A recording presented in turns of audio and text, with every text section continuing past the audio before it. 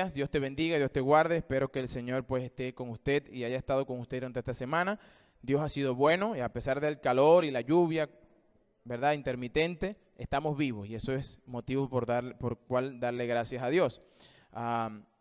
Igual mis hermanos que están aquí presentes, yo les voy a pedir que busquen en sus Biblias el libro de Marcos, capítulo 3.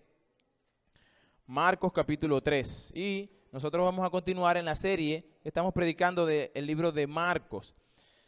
Marcos, el primer evangelio, o cronológicamente algunos ¿verdad?, eruditos entienden que el primer evangelio que se escribió fue el libro de Marcos. Eso es lo que los estudiosos han dicho. Y nosotros pues quisimos empezar a estudiar este libro.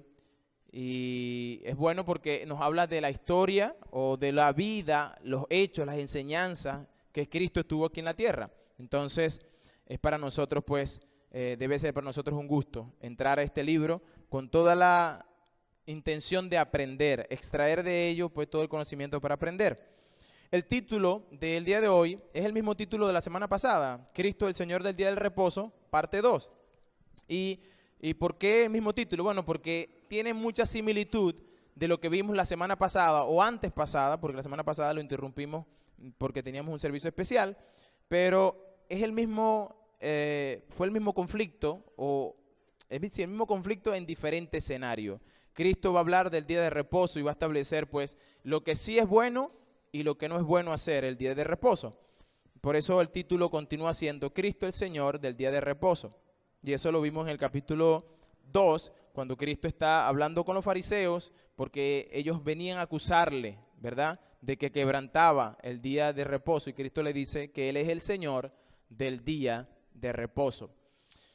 Pero este pasaje solamente lo que representa es el quinto, lo que vamos a leer, capítulo 3 del versículos del 1 al 6, representa el quinto conflicto de manera consecutiva que Cristo va a tener con los escribas y fariseos, ¿verdad? El primero de ellos inició en el capítulo 2, versículos del 1 al 11, cuando Cristo sana al paralítico, y este paralítico, Cristo, en vez de sanar físicamente primero, lo primero que Cristo hace es decir, tus pecados te son perdonados.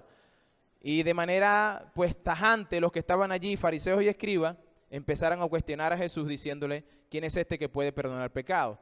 Y empezó el primer conflicto y Cristo le demuestra que Él es Dios. Porque él mismo, los mismos fariseos decían, solo Dios tiene el poder de perdonar pecados. Y Cristo les enseña, para que sepan que yo tengo la autoridad y el poder para sanar pecados, para perdonar pecados, sanó al paralítico de su enfermedad. De manera que ese primer conflicto, Cristo lo deja claro, que Él es Dios. Pero luego el segundo conflicto lo vemos en el capítulo 2, versículos 13 al 17, donde a Cristo se le acusa de ser amigos de pecadores. ¿Por qué? Porque Cristo estaba llamando a Leví, o llamó a Leví para que le siguiera y así transformar su vida, y luego estaba sentado comiendo con ellos.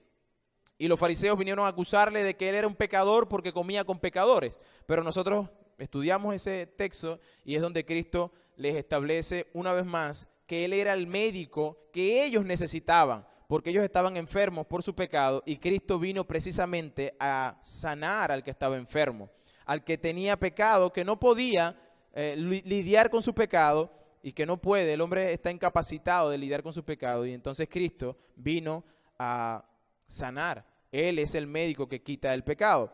Pero también vimos en el próximo conflicto, el número 3, en capítulo 2, versículos 18 al 22, y este se encuentra en el ayuno, ¿verdad? Los discípulos estaban comiendo, regocijándose, y los fariseos estaban allí para acusarle, ¿verdad? Y decían, este no ayuna, este no es como nosotros que ayunamos todos los lunes y jueves. No, este es un comelión, come y come y come. No tiene un tiempo de sentarse a ayunar. No es tan santo como dice ser. Y Cristo le deja claro que Él es el esposo, que debían estar en fiesta porque Él estaba allí. Y en el tiempo de la fiesta no se hacía ayuno. Eso era para un momento de tristeza. Pero Cristo le dice, yo soy ese esposo que está entre vosotros, de manera que debe hacerse fiesta. Él es el que vino a hacernos de nuevo. Aquel vino nuevo que vino a caer en odres nuevos. Entonces Cristo le dice, yo soy el esposo, por eso deben regocijarse, yo soy ese vino nuevo, yo soy el que hace de tus vestiduras viejas nueva. Y la semana antes pasada vimos el cuarto conflicto, que fue precisamente este mismo punto, que es que Cristo es acusado de quebrantar el día de reposo. Y el Señor le deja claro, yo sigo siendo Dios. ¿Por qué? Porque yo soy el Señor, el creador del día de reposo, en otras palabras. De aquí en adelante, este último conflicto que vamos a encontrar, abre la puerta para que entonces a Cristo ya se le vea, o por lo menos los fariseos empiecen a verlos con otros ojos. Y en estos 5 conflictos, o en estos 5 conflictos que vamos a ver hoy, nosotros podemos ver la oposición o lo opuesto que estaban los líderes religiosos de la época y lo que era Jesús. La religión gobernante y legalista de la época y lo que el evangelio representa. Vamos a leer el pasaje. Versículo 1 del capítulo 3. Dice, otra vez entró Jesús en la sinagoga.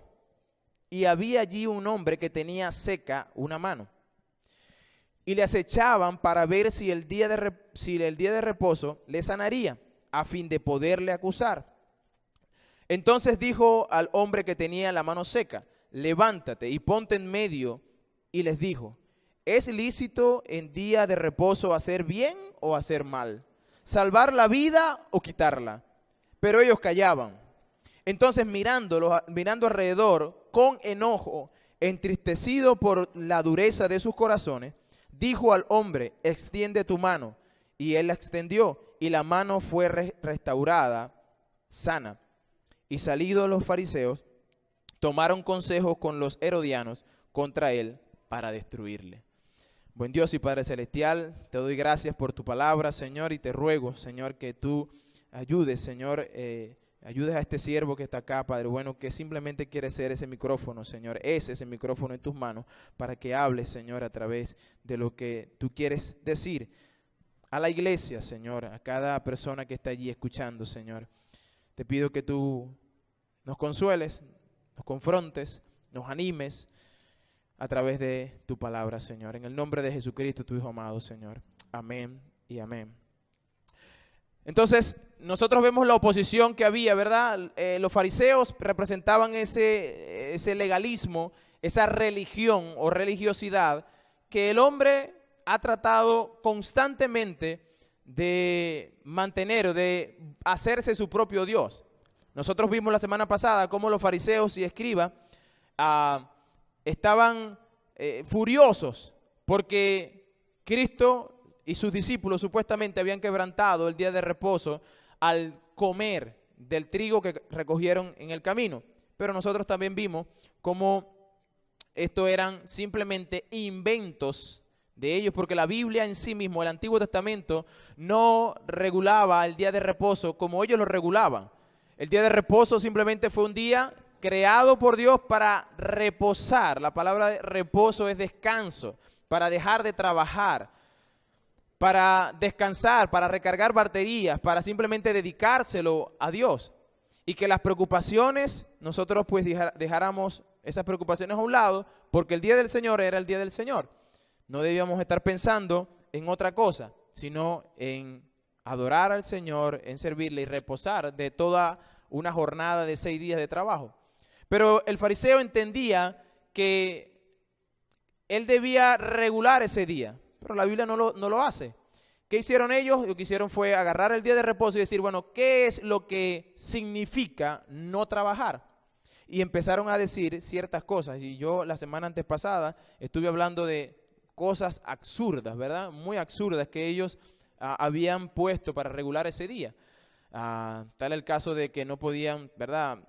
Caminar más de 1999 pasos. Ya si hacían un paso más era trabajo. Ellos no podían matar a una cucaracha el día de reposo. Ellos no debían llevar nada de peso, algo que pesara más que un higo seco era trabajo. Si llovía en medio de la calle y estabas mojado, debías quedarte de pie y esperar que tu ropa se secara encima, porque si caminabas con la ropa mojada, eso era trabajo. Y así este tipo de cosas que los fariseos empezaron a agregar y a decir qué significaba para ellos guardar el día de reposo. Entonces eso vino a ser como la ley que ellos mantenían, y ellos mismos se constituyeron en policías religiosos, esas personas que estaban ahí viendo quién guardaba y quién no guardaba el día de reposo. Eso es algo increíble, ¿no? Que ellos se aparecían en cualquier lugar para juzgar, señalar a aquella persona que no hiciera de acuerdo a sus leyes. Y ellos pues se consiguieron con un Jesucristo que le mostró la verdad, que vino a decirles que lo que ellos estaban haciendo pues era simplemente hipócrita, o simplemente añadir, invalidar la ley de Dios con sus tradiciones. Cristo vino y le dijo la verdad, y saben, hermanos, la verdad siempre va a traer disgusto. Porque como seres humanos no nos gusta que nos digan la verdad. Nosotros somos seres que hemos acomodado nuestra vida de acuerdo a nuestra costumbre, a lo que yo quiero, a lo que yo deseo, a mis deseos sentimentales y emocionales, y no veo más allá de lo que eso realmente es. Nosotros podemos tener sentimientos sobre algunas cosas, sobre otras cosas más importantes. Por ejemplo, nosotros pudiéramos tener sentimientos sobre animales, que no estoy diciendo que está mal que nosotros amemos a los animales, pero amamos a los animales sobre el ser humano. Eso es hipocresía del hombre. ¿Cómo es posible que tú pretendas amar a un animal más que a un ser humano? Personas que hoy en día apoyan el aborto y matan a un niño, pues defienden la causa de los animales. Y que pobrecitos esos animales que están ahí en la calle. Eso es hipocresía.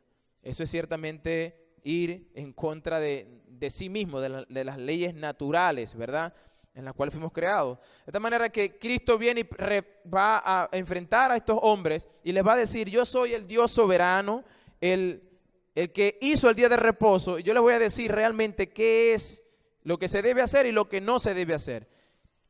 El Señor estaba decidido a mostrarle a los fariseos lo que ellos debían hacer y lo que no podían hacer, y demostrar en últimas instancias que ellos eran unos falsos doctores de la ley. Cristo en ningún momento decidió apartarse de su controversia, sino más bien enfrentarlo.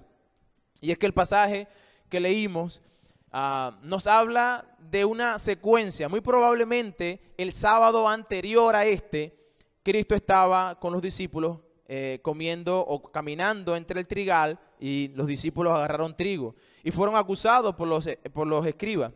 Y dice la Biblia que los eruditos entienden que porque Marcos, Lucas y Mateo, que son los tres evangelios que se parecen mucho, sinópticos, ellos entienden que pusieron en secuencia ese orden. Posiblemente eso pasó una semana después, o sea, este evento pasó una semana después del encontronazo que habían tenido anteriormente en el trigal. Entonces, este evento es una continuación, pero ahora con un escenario diferente. El escenario ahora es la sinagoga. En aquel lugar, en aquella oportunidad, fue en un campo abierto, pero ahora es en la sinagoga. Día de reposo, están todos en la sinagoga. Piense por un momento allí, es el maestro, es Jesús quien está enseñando. Y recuerden que nosotros ya hemos hablado de cuando Cristo entró por primera vez en la sinagoga, cómo las personas que estaban allí describían y se expresaban a sí mismos de lo que escuchaban.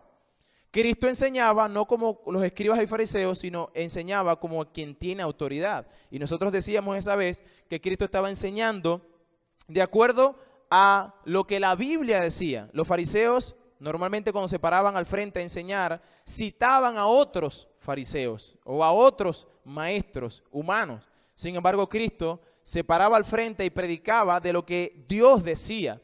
Él citaba la Biblia y se citaba inclusive a sí mismo. Él podía tener este privilegio porque Él era Dios.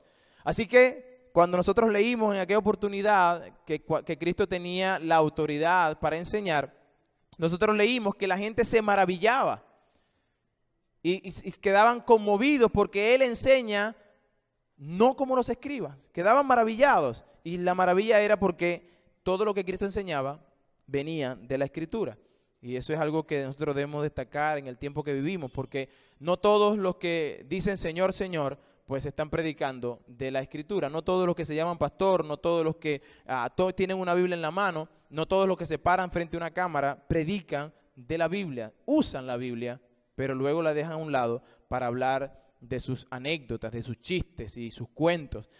Pero Jesús no fue así. Jesús se paró al frente y empezó a enseñar. Si usted lee la historia paralela en Lucas capítulo 6, nos va a decir que Cristo entró en la sinagoga a enseñar. Y dice que en la sinagoga había un hombre con la mano seca. Y Lucas, que es médico, ¿verdad? Él entiende y da un detalle interesante. Dice que la mano seca que tenía este hombre era la mano derecha. Y eso nos da una mayor vista de lo que este hombre estaba padeciendo. La palabra para mano o seca, lo que representa o lo que dice es una mano atrofiada. La palabra es atrofia, tenía una atrofia en la mano, es decir, estaba muerta, estaba seca, no podía hacer nada con esa mano. Y como es costumbre, ¿verdad? La mayoría de las personas son diestros, o sea, utilizan la derecha para hacer cualquier tipo de cosa. Un hombre que era diestro y tenía la mano atrofiada o seca, era un hombre débil, inútil para la sociedad en la que se vivía en esa época. Porque recuerde que era una sociedad agraria, pesquera, y era trabajo de fuerza. Habían carpinteros, constructores, y todo tenía que hacer con fuerza. Y el hombre era quien llevaba el alimento, sustento a la casa. Entonces imagínese a este hombre por un momento que tiene esta mano seca y que luego pues no puede trabajar. Como él era estigmatizado en la sociedad porque no podía hacerlo. Este hombre seguro tenía graves limitantes para conseguir el alimento diario. Pero este hombre no estaba en peligro de muerte. ¿Ok? ¿Y por qué voy a decir el punto específico aquí de que este hombre no estaba para grave de muerte? Los fariseos entendían que para el día de reposo no se podía curar o sanar a una persona. Si una persona estaba mal herida, lo que podía hacérsele era medio ajustarle la herida para que la vida pues se prolongara un poco más, y el día lunes, o el día sábado, domingo, porque es el día sábado para ellos, poder pues trabajar. Después del día de reposo se trabajaba ese problema que tenía. Si usted te rompía una pierna, lo que debían hacer ellos era ponerle una tablilla y ya, aguántelo allí mientras que pasa el día, para entonces sí, vamos a ver qué podemos hacer para intervenir esa pierna. Pero este hombre tenía esta mano seca y su vida no corría peligro.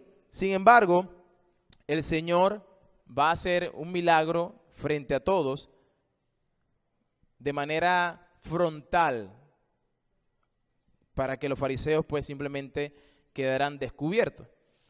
Versículo 2 dice: y le acechaban para ver si el día de reposo le sanaría, con el fin de poderle acusar.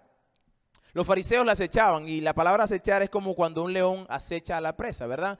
Sigiloso, calmado, callado, dentro de la multitud que había en la sinagoga. Usted se imaginará allí Jesús enseñando y la gente perpleja con lo que Cristo está diciendo, muy obedientes a lo que estaba escuchando del Señor, pero ahí dentro del grupo habían unos que no estaban pendientes de lo que enseñaba, sino que estaban esperando simplemente la acción de Jesús. Era conocido por el tiempo que ya Cristo había pasado en el medio de Galilea, que Cristo sanaba a los enfermos, que un enfermo en la sinagoga podría representar la oportunidad de que Cristo pues se le sanara, y así entonces ellos poder agarrarle.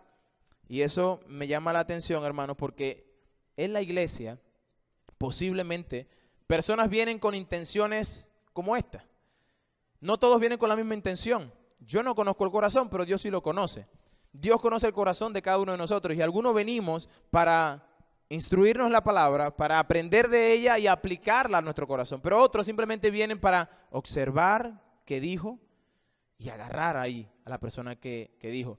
Que quizás no está de acuerdo con la predicación, y entonces yo quiero ver que dice algo que no está en consonancia con lo que yo creo para entonces poder acusarle. Y es lamentable porque una persona que viene con esta intención pierde el sentido, todo el sentido de lo que significa un día para el Señor.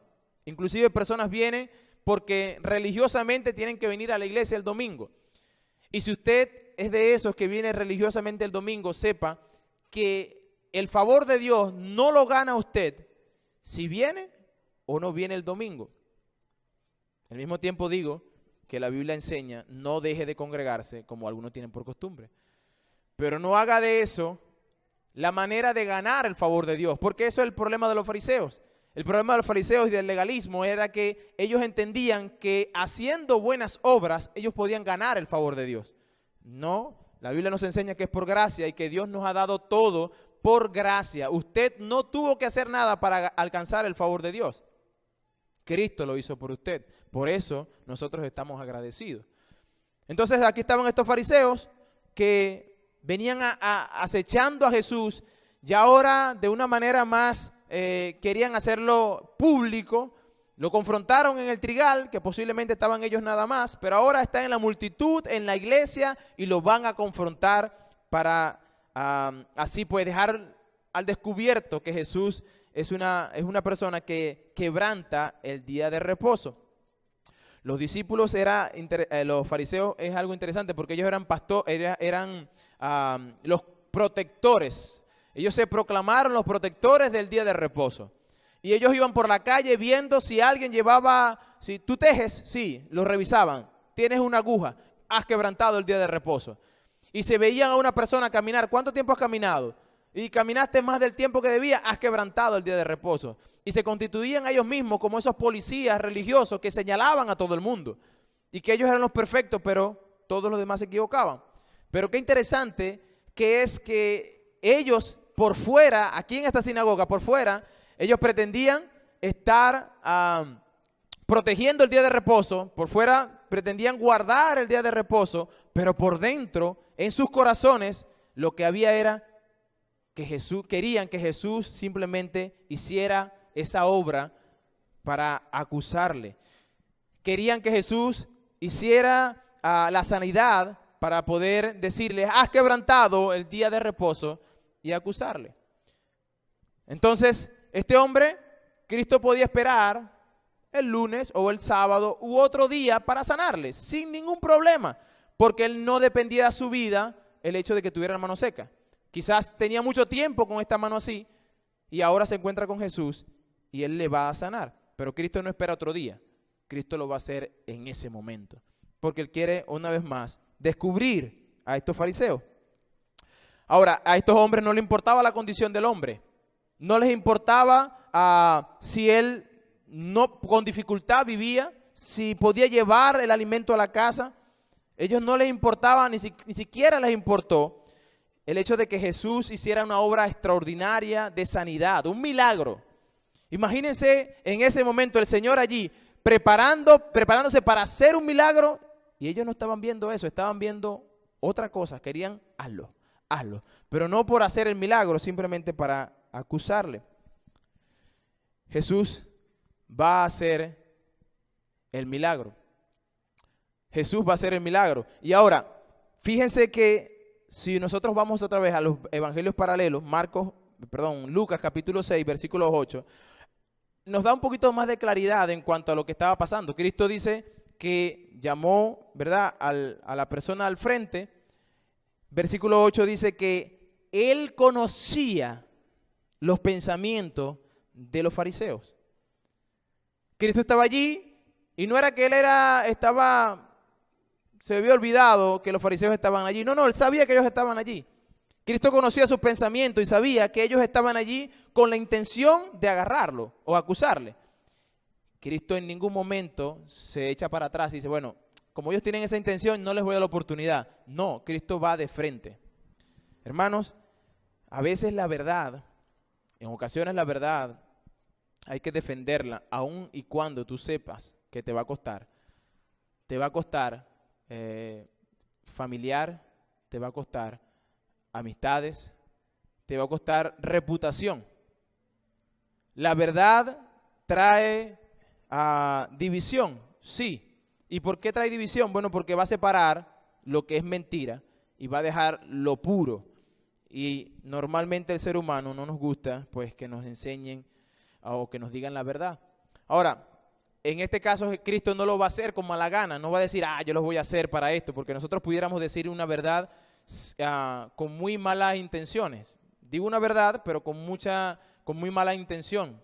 En este caso, Cristo lo va a hacer con toda la intención de que ellos se vuelvan de su mal camino, que ellos entiendan lo que están haciendo y que comprendan que lo que van a hacer representa simplemente ir en contra de la ley de Dios. Y entonces vemos el enfrentamiento. Cristo va a estar con ellos, llama al paralítico al frente. Fíjense que él no lo hace, ¿verdad? Él está allá y Cristo podía decir, extiende tu mano, listo. No, él lo va a llamar al frente para que todos los que estén en la sinagoga lo vean. Y dice que entonces dijo al hombre que tenía la mano seca, versículo 3, levántate y ponte en medio. Vente aquí al frente, yo quiero que todos te vean. Él enfrentó a los fariseos, pero él tenía el control de la situación. Fíjense que el paralítico tampoco estaba allí, perdón, el que tenía la mano seca estaba allí pensando, ay Señor, ¿me va a sanar? ¿No me va a sanar? ¿Va a hacer algo? ¿No va a hacer algo? No, simplemente él estaba ahí en la sinagoga y Cristo va a tomar el control. Él no va a hacer nada, solamente va a obedecer lo que Cristo le va a decir. Vente para acá al frente y ponte aquí en medio de todos. Ahora, Cristo, es importante que nosotros veamos que este hombre posiblemente estaba allí como otros días en la sinagoga, pero que todos los días iba y recibía una enseñanza, pero no tenía la sanidad que él requería. Y Cristo no solamente va a darle sanidad, a confrontar a los fariseos, pero va a traer libertad a un hombre. Y hermanos, eso es el trabajo fundamental o puntual del evangelio que nos dejó Jesucristo. Es darle libertad espiritual al hombre. Aunque le sanó físicamente, este hombre pudo ver y escuchar las enseñanzas de parte de Cristo. Este hombre obedeció, él podía retirarse y decir, no, este hombre tiene mala reputación. De él dicen que quebranta el día de reposo. No, este hombre dice que come con pecadores. No, este hombre se hace Dios. Y él podía, como cualquier judío, decir y señalar a Jesús de cualquier otro tipo de cosas, pero él no hace eso, sino obedece al Señor. Nosotros debiéramos entender que estamos separados de Dios, estamos discapacitados. No tenemos capacidad alguna de poder llegar al Señor. Cristo llama a este hombre allí y va a darle libertad a ese hombre, pero al mismo tiempo va a decirle a los fariseos que realmente Él es el Señor del día de reposo y lo va a demostrar. Y lo que es bueno hacer en el día de reposo. Versículo 3, Él termina haciéndole una pregunta, versículo 4. Y les dijo, ¿es lícito en los días de reposo hacer bien o hacer mal? ¿Salvar la vida o quitarla? La pregunta que Cristo le hace a ellos es interesante, porque los va a dejar en un dilema. Pero si usted va otra vez, el Evangelio de Mateo, capítulo 12, hay un evento que previamente a esto acontece. Y es que Cristo le dice a los fariseos, porque según Mateo, quien comienza la conversación son los fariseos. Y los fariseos es quien le dice a Jesús, bueno maestro, ¿es lícito sanar en el día de reposo? Y Cristo le va a responder con una analogía de menor al mayor. Es decir, Él le dice, ¿quién de vosotros teniendo una oveja que se cae en un hueco, el día de reposo, no extiende su mano y lo saca? Y como un hijo de Dios, o un ser humano, mejor dicho, que está en una condición de dificultad, no se puede ayudar. Cristo los confronta y les enseña lo hipócritas que son. Les dice, ustedes están más pendientes de su ganado que del prójimo. Pero la ley dice, amarás a tu prójimo como a ti mismo. No dice amarás a tu oveja, a tu vaca. No, dice amarás a tu prójimo como a ti mismo. Y en este sentido, hermanos, nosotros debemos tener cuidado. Debemos tener cuidado de poner mucha atención a las cosas que este mundo está poniendo atención. Y nosotros estamos pendientes de cualquier tipo de cosas. Y como decía hace un momento, los animales está bien cuidarlos, pero nunca pueden estar por encima del bienestar del ser humano. Nunca deben estar por encima del bienestar del ser humano. Cristo los dejó perplejos con esta pregunta. ¿Por qué? Porque ellos lo hacían. Ellos podían ver a su animal el día de reposo y estaban dispuestos inclusive a quebrantar sus propias leyes en el día de reposo para cargar a una oveja, pero no estaban dispuestos a hacer el bien con respecto a un ser humano. Bueno, nosotros debemos aplicar esto porque nosotros pudiéramos ser fariseos en potencia. Nosotros pudiéramos convertirnos en personas legalistas, porque muchas veces nosotros también podemos ver, pensemos en el ámbito familiar, nosotros pudiéramos ver que otra familia sí requiere de mi servicio, de mi trabajo, y cuando estoy en otro lugar, yo soy una persona maravillosa, que sirvo, hago y trabajo y me porto tan bien, y luego cuando llego a la casa, ciertamente soy una persona que, no me importa mi esposa si estás cansada, tienes que servirme. En la calle, ¿verdad? Somos una persona, pero en la casa somos otro. Y eso es hipocresía. Eso es mostrarle a las personas que tú eres alguien que verdaderamente tú no eres. Los fariseos estaban haciendo eso. Ellos mostraban una santidad que no tenían. Que todos los demás que estaban alrededor podían ver a Jesús, a los fariseos y decir, ellos son santos. Mira cómo se cuidan. Mira cómo guardan la ley. Pero realmente Cristo le llama en ocasiones sepulcros blanqueados. ¿Qué es un sepulcro blanqueado? Por fuera tan bonito, blanquito, ¿verdad? Usted va a un cementerio y ve el féretro, la parte del mármol bien bonito y le hacen casillitas y todo bien bonito. Pero cuando tú abres eso ahí adentro, lo que hay es podredumbre, huesos, gusanos. Bueno, esa era la condición de los fariseos. Por fuera parecían ser hombres diligentes, santos, pero por dentro realmente estaban podridos. Bueno, nosotros tenemos que tener cuidado porque no solamente en la casa, en el trabajo. Nosotros pudiéramos presentar una cara en el trabajo, pero quizás en la casa es otra. En la iglesia somos una persona y en la iglesia somos, ¿verdad?, bien portados, muchachos, obedecemos y hacemos caso, pero en la casa realmente no. Esas son cosas que nosotros debemos ver, porque a veces podemos pensar, eso eran los fariseos. Sí, pero usted y yo nos podemos convertir en fariseos. Nos podemos convertir en fariseos y debemos tener cuidado.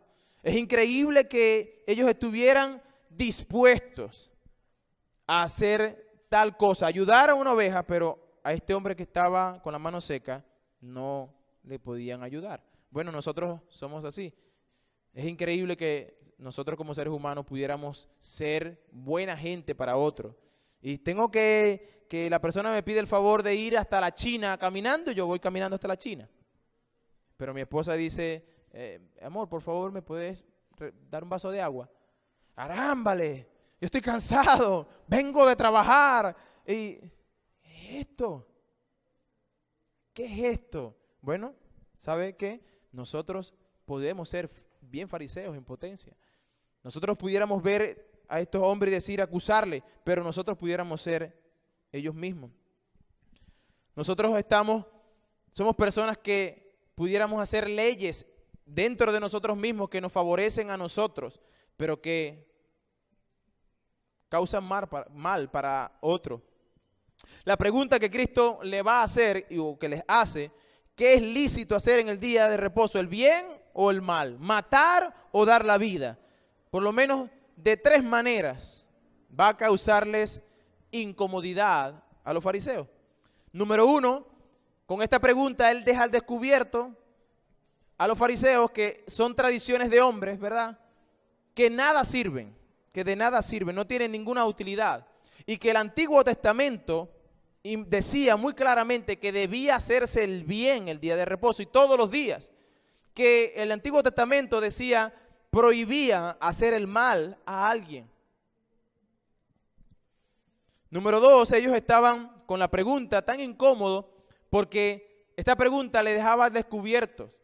¿Por qué descubierto? Bueno, porque ellos estaban más interesados en que Cristo hiciera el milagro no para ver que era Dios, sino para ver y acusarle. para simplemente acusar a Jesús. Ellos no estaban pendientes del muchacho, sino de acusar a Jesús. Entonces la gente que estaba alrededor podía ver y decir, wow, o sea, ustedes son santos, ¿verdad? Y están pendientes de acusar a Jesús en vez del bien que hizo. La pregunta que Cristo le hizo también le dejaba al descubierto, porque ellos estaban maquinando contra el Señor. Lo que se creían los guardianes del día de reposo, ellos querían tentar al Mesías. Querían tentar o agarrar al Mesías en una infracción. Dicho sea de paso, esa infracción no era de parte de Dios, sino de los hombres. Cristo mostró compasión con un hombre y por esto querían acusarle. Cristo muestra compasión para este hombre que tenía la mano seca y al mismo tiempo los fariseos simplemente muestran ira, rencor, rabia. Bueno, nosotros también pudiéramos caer en esto. Nosotros vemos a otro que cayó y lo señalamos inmediatamente. Y si alguien se acerca a mostrarle misericordia, entonces señalamos a esa persona que le mostró misericordia. Tú no debiste perdonarle. Tú debiste hacerle ver a él que él estaba mal y dejarlo allí, que pidiera perdón hasta que tú te cansaras. Y nos emocionamos de esa manera y podemos ver a esa persona como una persona que simplemente no debería dar misericordia. Nos molestamos con esa persona que muestra compasión. Algunos vienen al pastor y dicen, pastor, pero tal persona hizo tal cosa, ¿cómo es posible? Y a veces mostramos compasión, pero a esa otra persona no le gusta que se muestre compasión. Pero en ocasiones nosotros nos ponemos no del lado de las personas que nos molestamos porque mostraron compasión, sino que somos las personas que merecen la compasión y es allí donde sí la queremos. Es allí donde nosotros pedimos misericordia. Eso habla de que hay un fariseo en potencia en nosotros. Debemos tener cuidado, mis hermanos. Cristo mostró compasión, ellos simplemente no mostraron compasión, sino mostraron lo que había en sus corazones. Isaías capítulo 1, versículo 11. Voy a ir a Isaías capítulo 1, versículo del 1 al 11. Yo voy a pedir allí que estén conmigo para seguir la lectura, porque en Isaías Dios les va a decir lo hipócrita que eran estos fariseos, que eran estos hombres que trataban de decir nosotros guardamos la ley, nosotros somos santos, nosotros hacemos cada cosa, las ceremonias las vivimos de acuerdo a lo que hacemos, pero según Isaías, Dios estaba descontento con ellos. Y es lo que Cristo está tratando de mostrar. Mira lo que dice Isaías capítulo 1, versículos del 11 al 17. Dice, ¿para qué me sirve, dice Jehová, la multitud de vuestros sacrificios? Hastiado estoy de holocaustos, de carneros y de cebo de animales gordos. No quiero sangre de bueyes, ni ovejas, ni de machos cabríos. ¿Quién demanda esto de vuestras manos cuando venís a presentaros delante de mí para hollar mis atrios? No me traigas más vana ofrenda. El incienso me es abominación. Luna nueva y día de reposo. El convocar asamblea no lo puedo sufrir. Son iniquidad vuestras fiestas solemnes. Vuestras lunas nuevas y vuestras fiestas solemnes las tiene aborrecida mi alma. Me son gravosas. Cansado estoy de soportarlas, Cuando extendéis vuestras manos, yo esconderé mi rostro, esconderé de vosotros mis ojos. Asimismo, cuando multipliques la oración, yo no oiré. Llena está de sangre vuestras manos. Lavaos y limpiaos, quitad la iniquidad de vuestras obras delante de mis ojos. Dejad de hacer lo malo. Aprended a hacer el bien. Buscad el juicio. Restituid al agraviado. Hacer justicia al huérfano, amparad a la viuda. Lo que Dios estaba haciendo en este momento es mostrarle al pueblo de Israel que cuando ellos venían al templo con su sacrificio o el sábado trataban de guardarlo o hacer cualquier ofrenda a que Dios había demandado, pero lo hacían con un corazón como el de los fariseos, Dios dice, estoy hastiado. Ya no quiero eso. Yo no he demandado eso de ustedes.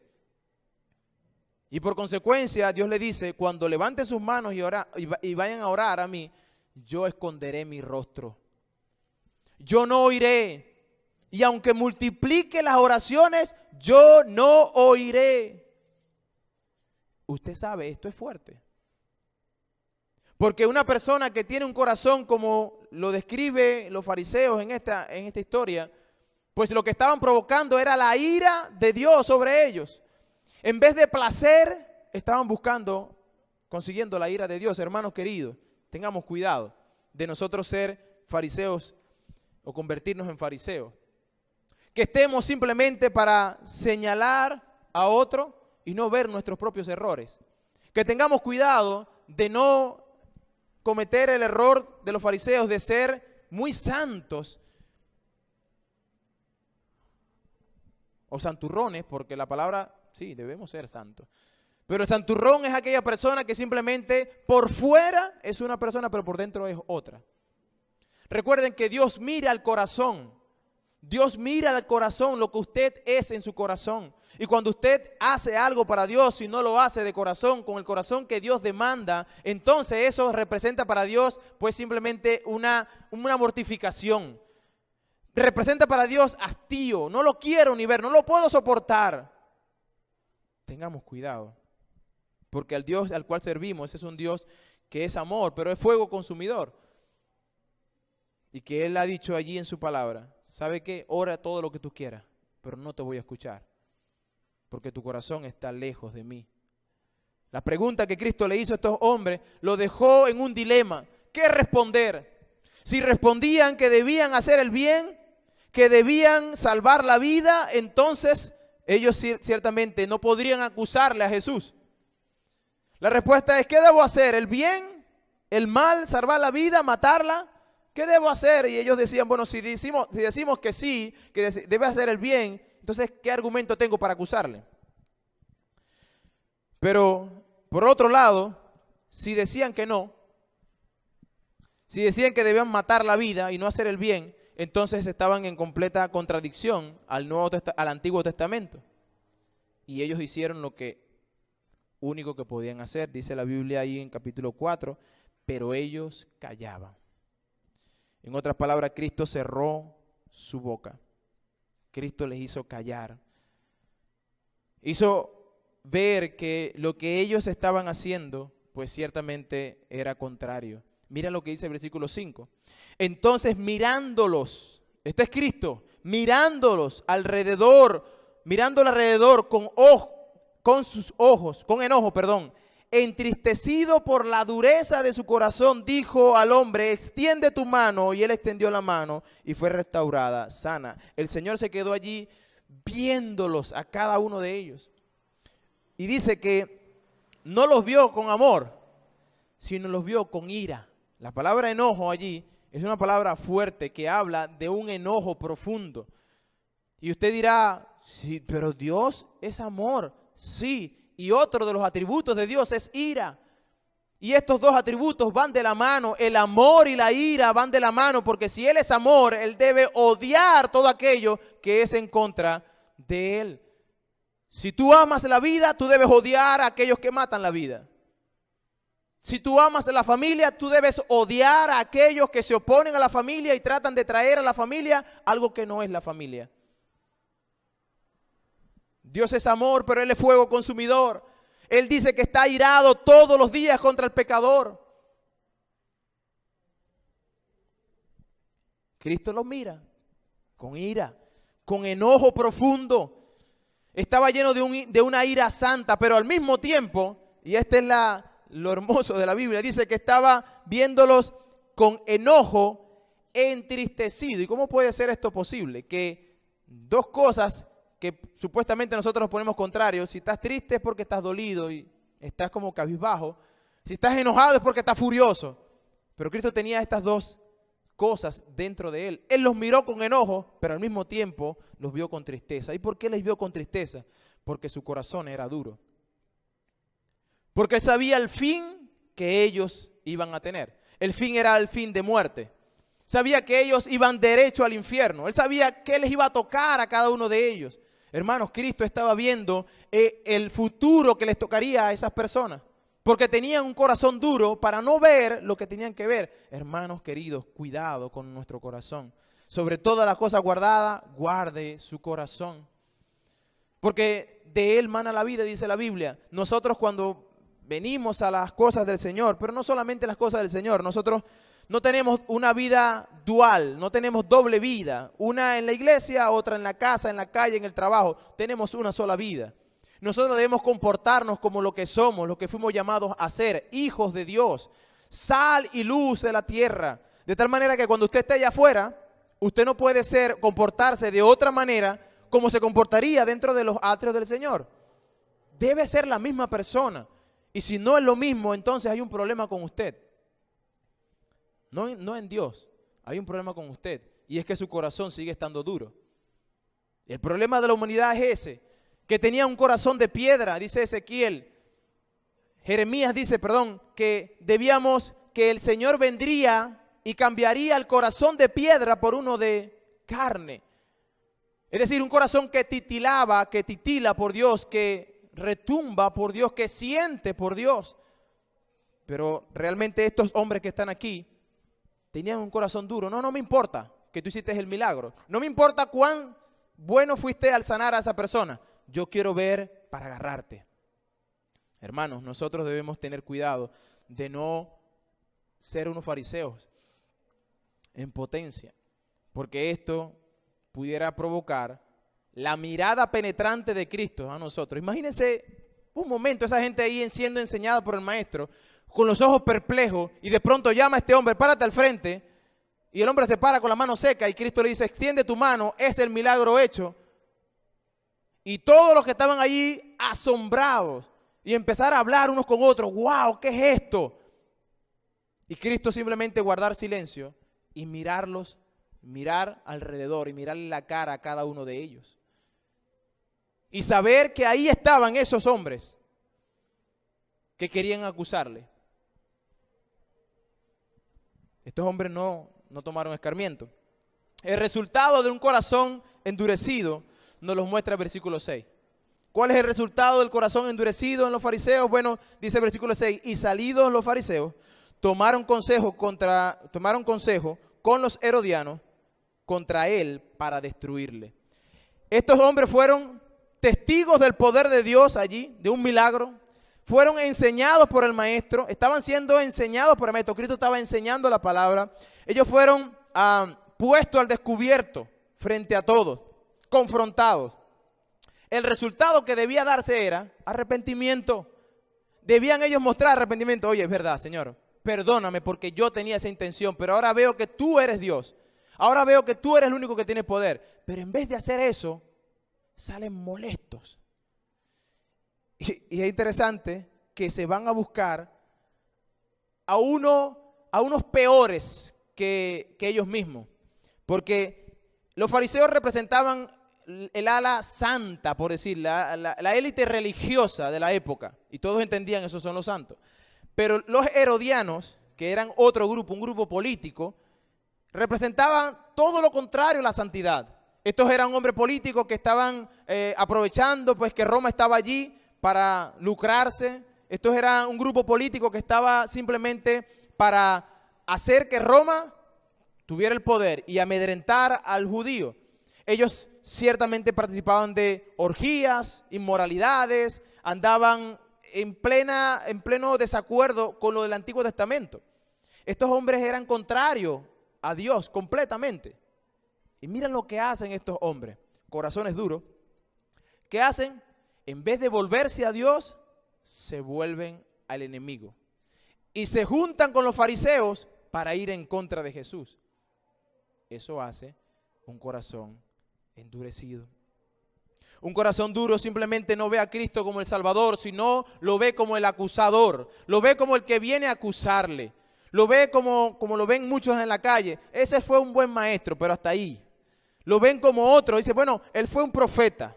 Otros los ven simplemente como un espíritu que apareció y enseñó a algunos hombres, pero que no era simplemente un ser humano, pues. Los fariseos estaban aquí buscando alianza y aliándose con el enemigo real de Dios para causarle la muerte y destruir a Cristo.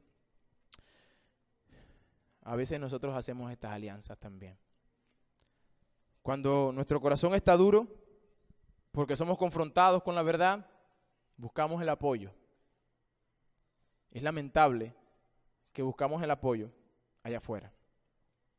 Vamos al mundo y nos sentamos con esa amiga, ese amigo, esa persona que no tiene nada que ver con las cosas del Señor y empezamos a decirle y a describirle, no, porque ahí en la iglesia está terrible. No, el pastor todo el tiempo es lo mismo. Somos pecadores, que Cristo murió por nosotros, que necesitamos a Cristo y todo el tiempo. Y eso es una cantaleta, ya yo no aguanto más eso. Sí. Y entonces esa persona que está ahí al lado, que no conoce de Cristo, dice, pero bueno, yo lo vi la vez pasada por allá, él venía por ahí en una bicicleta y venía con una muchacha montada en la bicicleta. ¿Quién sería? Es lamentable, hermano. Es lamentable, pero es así. Un corazón duro por algo que a mí no me pareció, trae consecuencias terribles. No me pareció que se hiciera esto o aquella cosa. Entonces arremeto contra la persona y me voy a aliar con el enemigo de Dios, aquel que dice yo no creo en Dios. Dice el necio en su corazón, no hay Dios. Es lamentable. Esta alianza que se comienza a ver aquí, y de aquí en adelante vamos a ver ahora a unos fariseos y herodianos y escribas juntos para confabular la muerte del Señor. Dice que se juntaron para destruirle. Y literalmente eso lo hicieron. Ellos no sabían que estaban cumpliendo la voluntad de Dios, pero ellos llevaron a Cristo al Gólgota y lo crucificaron. Y dieron muerte a Jesucristo. Y por más que Él mostró después de la muerte, la resurrección, evidencias indubitables, como dice el libro de Hechos, ellos aún viendo esto decían, mandaban a personas a que no contaran nada de eso. No, callen a la gente. Y vimos cómo los apóstoles lo trajeron ante ellos y los amedrentaron y le dieron latigazos para que se callaran y no predicaran más en nombre de Jesús. Es decir, ellos nunca aprendieron la lección. No importa cuánto tiempo pasó o cuánto vieron. Por eso, un milagro no cambia corazón. No. Un milagro es extraordinario. Wow, el Señor hizo un milagro. Pero el propósito del milagro no era que todos dijéramos, wow, qué extraordinario. El propósito del milagro era mostrar que Él era Dios, que Cristo era Dios. Ese era el propósito del milagro. Y cuando Él hacía el milagro era para que ellos vieran, ok, quedar rendido ante Él y decir, este es Dios. No puedo decir otra cosa que esto. Sin embargo, ellos tristemente se fueron contra Él. Tengamos cuidado, mis hermanos, una vez más. Para terminar de guardar nuestro corazón. El corazón endurecido trae como consecuencia alianzas que lo que pueden hacer es conducirme más y más a la impiedad. Y nosotros pudiéramos venir, como leímos en Isaías, pudiéramos venir con el sacrificio a Dios, con la ofrenda de oro fragante. Cuando hablamos de sacrificio o ofrenda, llámese todo aquello que usted hace desde que se levanta el día sábado, el día domingo para llegar a la iglesia. Se levantó gozosa cantando, pues ese canto, si su corazón está duro, de nada sirve. Ay, pero qué alegre se ve la hermana, el hermano. Está en victoria. Sí, hermano, estamos en victoria. Muy bien. Pero en su corazón, recuerde que Dios mira el corazón. Dios mira el corazón. Los fariseos no aprendieron la lección. Yo espero que nosotros aprendamos la lección. Que aunque tenemos el potencial de convertirnos en fariseos, que cuando lleguemos a nuestra casa, nuestro comportamiento sea el mismo. Y si pecamos, porque la Biblia nos dice que somos pecadores y que vamos a pecar, pues sepamos reconciliar ese pecado con el arrepentimiento. Sepamos decir, perdóname. Y si el esposo se equivocó 20,000 veces, 20,000 veces la esposa tiene que decir, perdóname. Sí, la Biblia dice que no importa cuántas veces se haya equivocado. Y uno dice 70 veces 7, pastor, dice diario. No, la Biblia dice que eso no era un número específico. Eso simplemente era para decir, cada vez que esa persona venga arrepentido ante ti o arrepentida ante ti, usted debe mostrar misericordia y compasión. Si no hay arrepentimiento, pues simplemente no hay perdón. Tan sencillo como eso. Cristo nos llama una vez más al arrepentimiento. Si su corazón está endurecido y no ha creído, pues usted debe creer. Usted debe ver que Cristo ha hecho un milagro que se ha proclamado por 2000 años. La salvación de todo aquel que cree en Jesús. Si usted dice, yo no lo creo, yo quisiera comprobarlo, bueno, la Biblia nos da algunos tips para comprobar que Dios es real, que existe, y eso es simplemente sal allá afuera, mira hacia arriba, mira a tu alrededor, mira la creación y te darás cuenta que Dios está ahí, que Dios existe, que Dios es el único que pudo haber hecho una creación como la que tenemos a nuestro alrededor. Pero al mismo tiempo, tú debes hacerte la pregunta, ya sé que Dios lo hizo todo esto, pero ¿eso me basta para llegar a la presencia de Dios? No. La Biblia nos enseña que hay un solo camino. Hay un solo mediador entre Dios y los hombres, a Jesucristo hecho hombre. El único que te puede llevar a la presencia del Padre se llama Jesucristo. Los fariseos no lo entendieron. Espero que nosotros sí entendamos que el único que nos puede llevar a la presencia del Padre es Jesucristo. No lo que yo pueda hacer o dejar de hacer. El favor de Dios es gratis para todo aquel que quiere. Vamos a orar.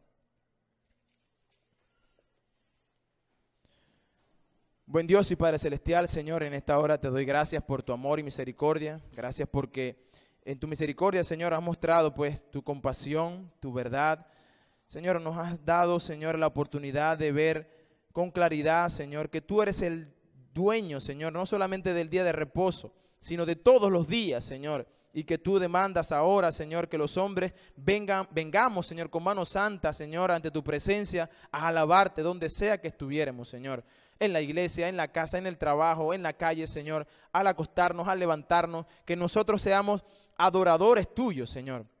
Ayúdanos a guardar nuestro corazón, Señor, y que seamos la misma persona, Señor, en todo lugar. Que nosotros veamos, Señor, vivamos con integridad, Padre bueno, que nuestra vida ciertamente sea para hacer el bien, para mostrar compasión, Padre, para venir arrepentido ante tu presencia, Señor, y no para acusar, para ser legalistas, Señor, para ser personas que simplemente demandan, Señor, justicia a costa de la misericordia, Señor, o por encima de la misericordia. Pedimos que tú tengas misericordia de nosotros, Señor, si hemos pensado de esa manera, los que hemos actuado de esa manera, Señor, perdónanos, ayúdanos a reflejarte a ti, Señor. Y aquel que no te conoce, Dios, permite, Dios, que tu palabra pueda llegar a sus corazones y puedan ellos ver claramente, Dios, que eres tú el único que puede dar gratuitamente de esa gracia, de ese favor inmerecido. Gracias, Señor, por tu gracia que es insuperable, Señor, sobre nosotros. Gracias, Señor. Bendícenos, Dios, en el resto del servicio, Señor, y sé tú en todo lo que vamos a hacer después de que salgamos de acá, Señor. Guárdanos en el nombre de Cristo Jesús. Amén y amén.